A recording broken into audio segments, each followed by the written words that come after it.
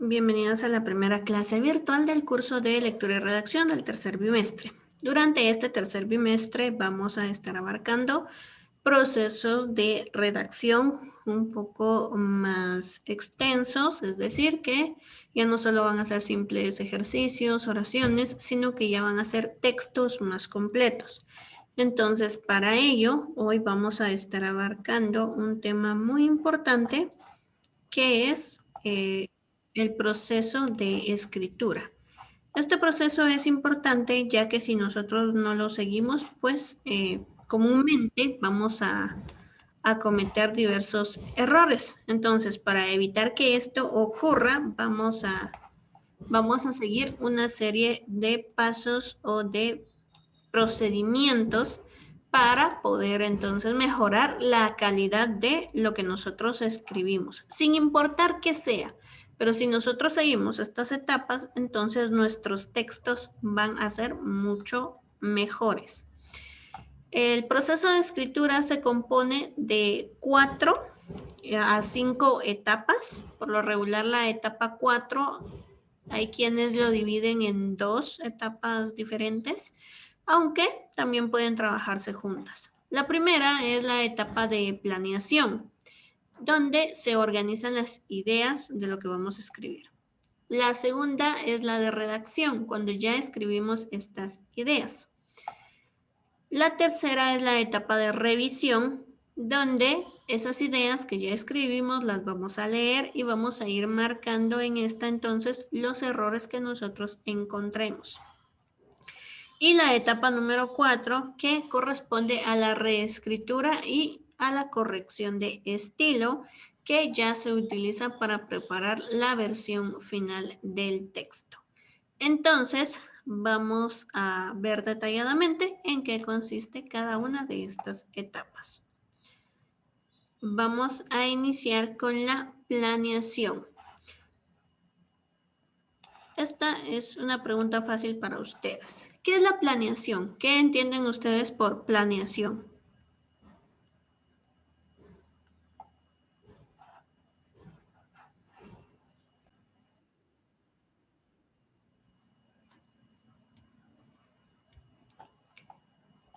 Seño es hacer un plan de algo. Muy bien. Ok.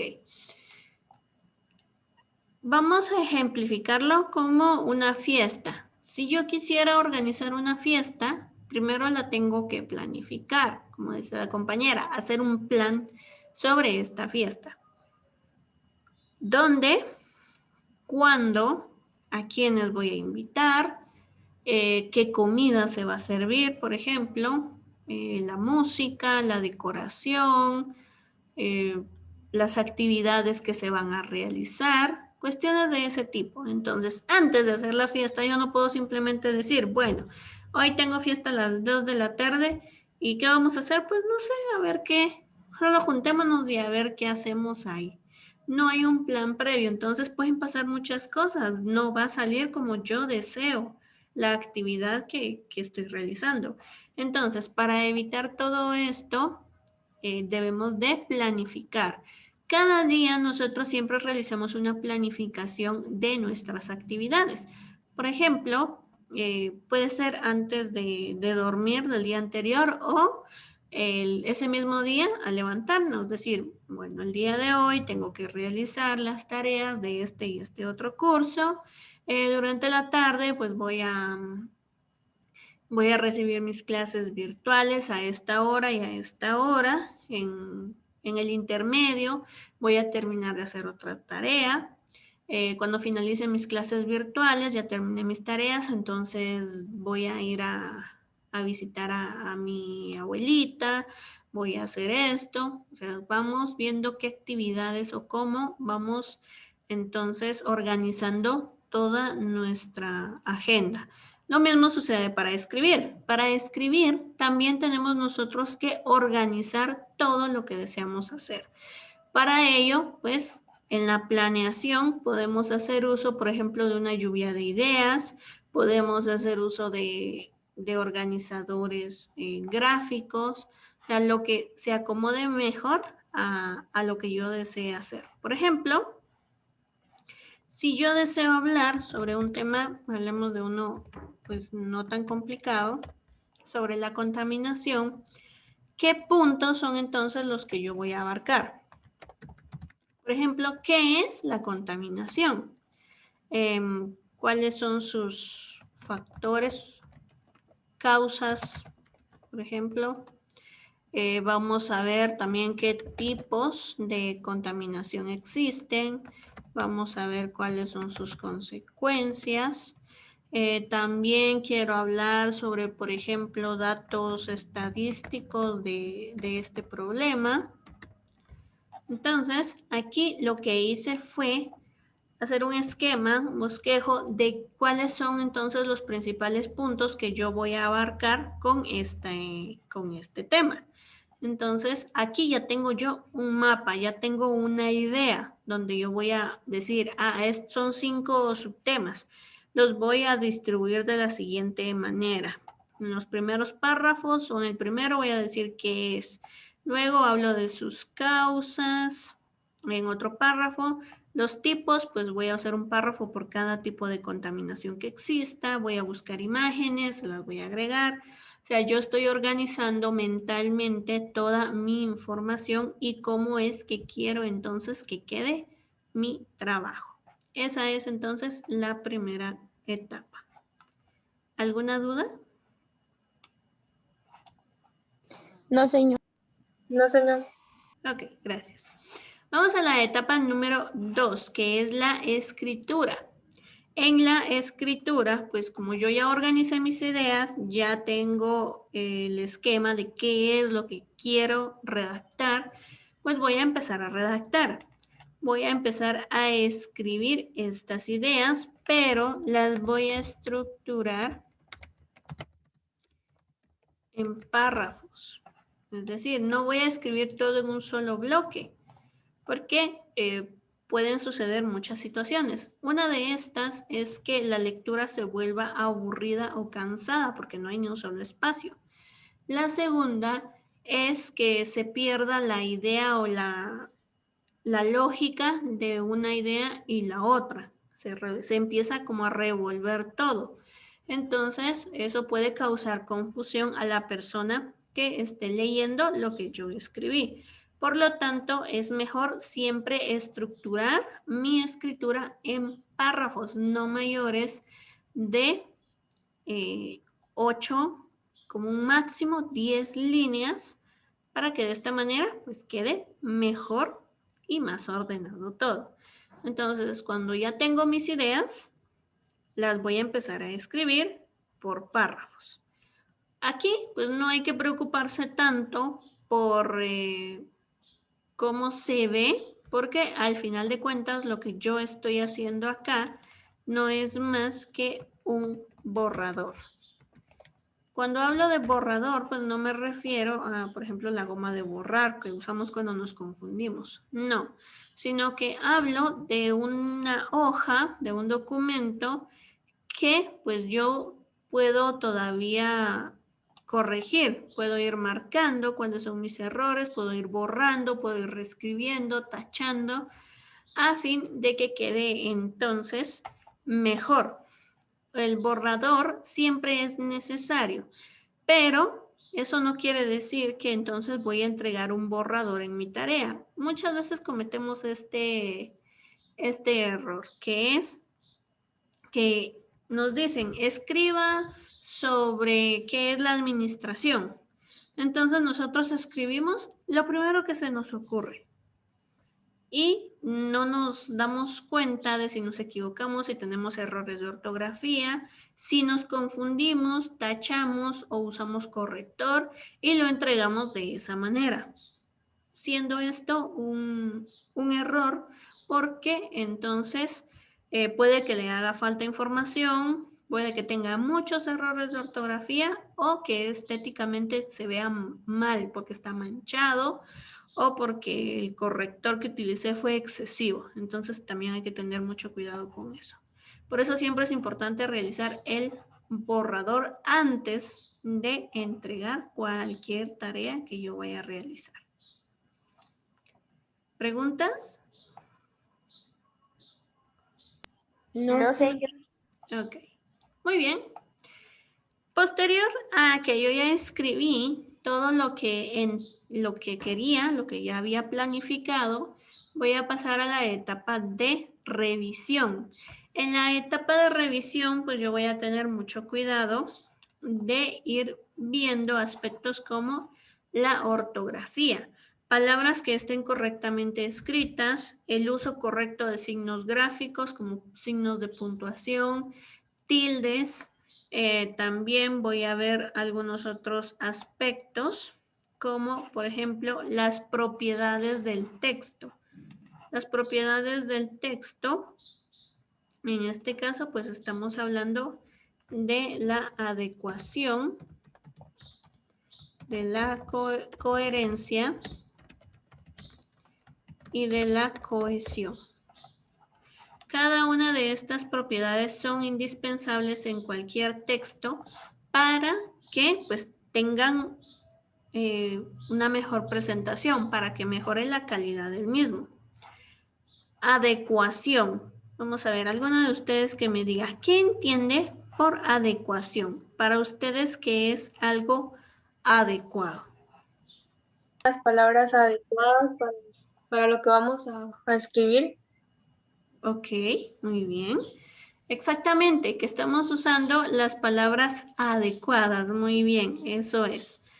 La adecuación se refiere a el uso de términos adecuados en el momento adecuado, dependiendo de qué, de la persona a la que vaya dirigida mi texto y de la situación en la que lo esté escribiendo. No es lo mismo escribir un cuento que escribir un poema, que escribir una solicitud, que hacer un resumen o una síntesis. Cada una de ellas pues tiene sus propias características, cada una de estas utiliza diferentes tipos de palabras o utiliza las palabras de distinta manera. Entonces hay que tener mucho cuidado para ver a quién le estoy dirigiendo el texto. Ver, ¿será que me va a entender la persona a la que le estoy escribiendo las palabras que estoy utilizando? ¿Será que lo que estoy escribiendo, pues sí las palabras de verdad tienen que ir ahí o mejor las cambio por otras que se entiendan mejor? Entonces todo eso es lo que nosotros tenemos que ir verificando. Coherencia. A ver, ¿qué entienden ustedes por coherencia?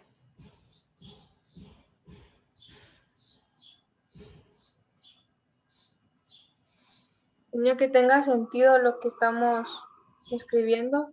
Muy bien. Ajá.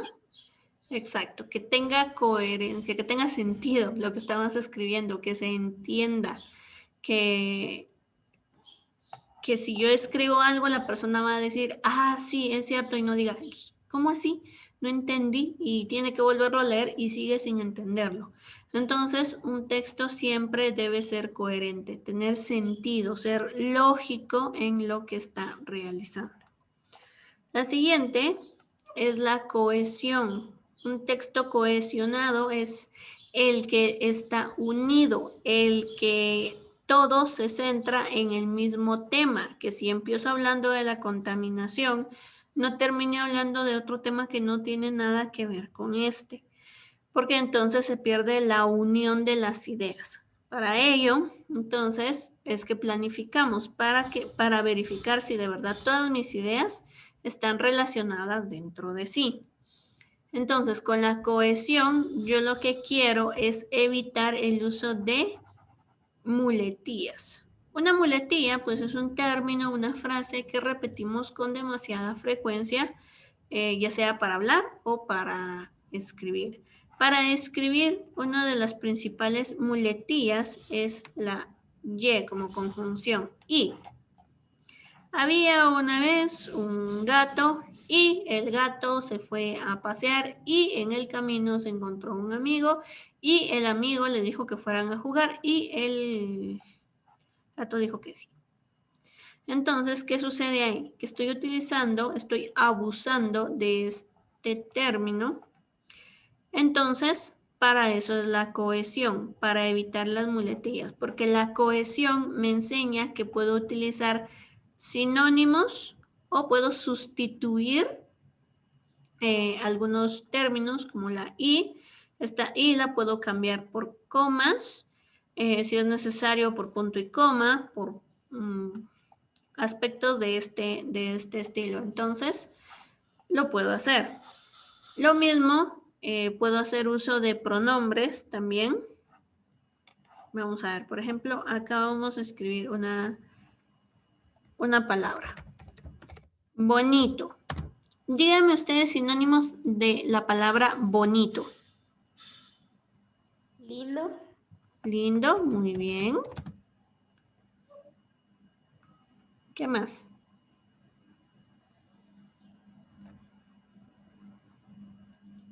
Precioso, señor.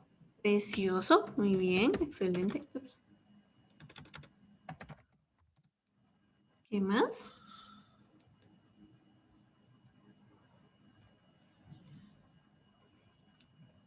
Dígame uno más. Hermoso.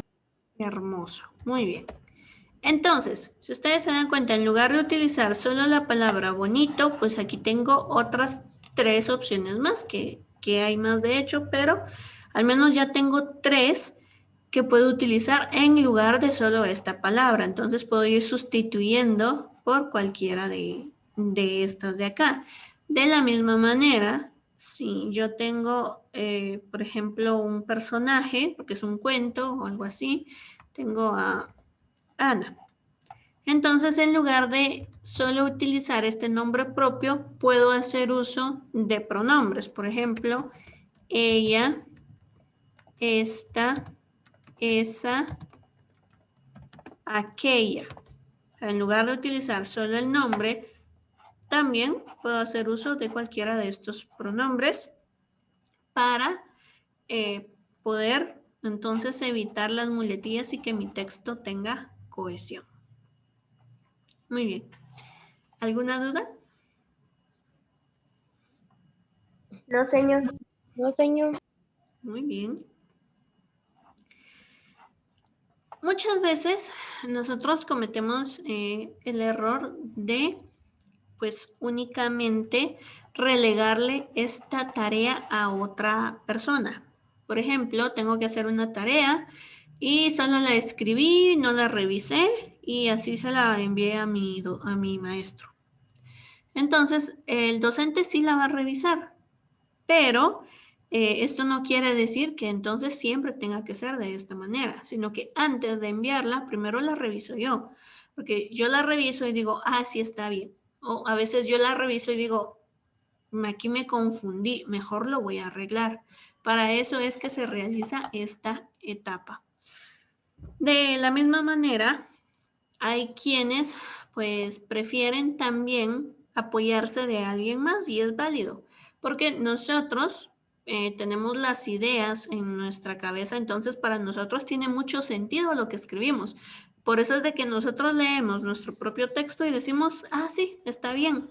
A veces nos damos cuenta y decimos, ay, aquí me equivoqué, pero hay otros aspectos en los que decimos, ah, sí, estamos bien, sí le entiendo.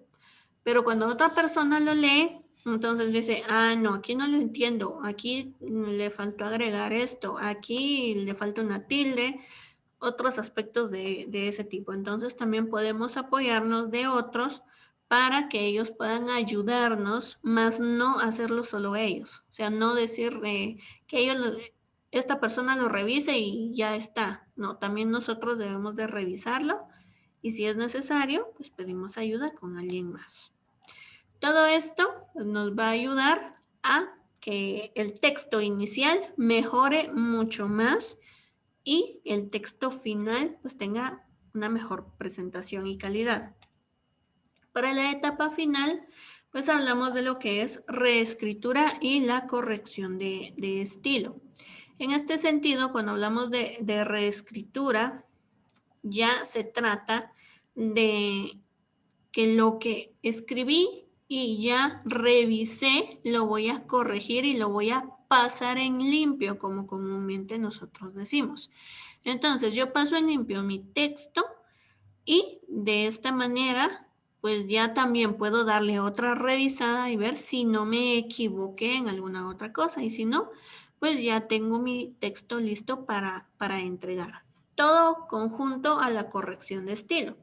La corrección de estilo pues se refiere a aspectos como por ejemplo el tipo de letra, el tamaño, el color, el tipo de papel, si es que va a ser impreso o físico, por ejemplo a mano, qué tipo de papel voy a utilizar, qué colores de lapiceros puedo utilizar, si le voy a agregar imágenes que se vean bien.